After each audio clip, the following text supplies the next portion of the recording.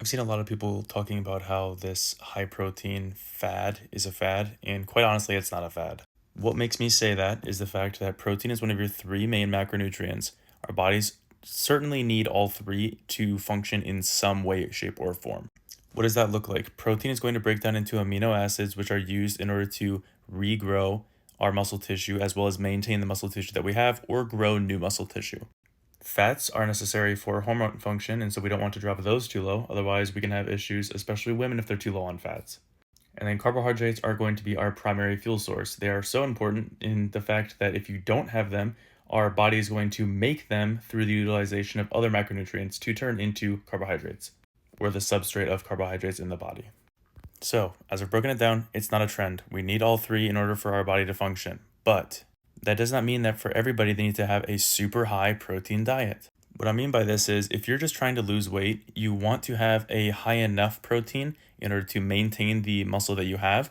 But if you're someone who's trying to put on muscle, you want it to be a little bit higher. What's that going to look like? The general range that you're going to aim for protein is going to be zero point 0.8 to 1.2 grams per pound of body weight. And so if you're trying to lose weight, I would aim on the higher side.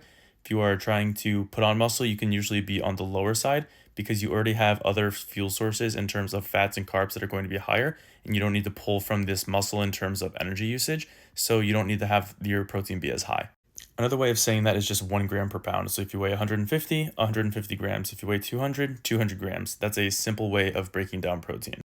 And then if we're talking about gut health, sure, if you aren't balancing your micronutrients with your macronutrients, yes, overeating anything is probably going to cause an issue with digestion. However, if you're balancing your micronutrients, especially your fiber intake, your insoluble, it's going to be okay in terms of gut health because that plays such a large role in that.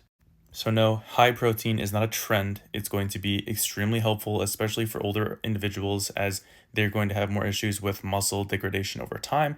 And so, high protein diets can be especially beneficial for them, not just young, active people.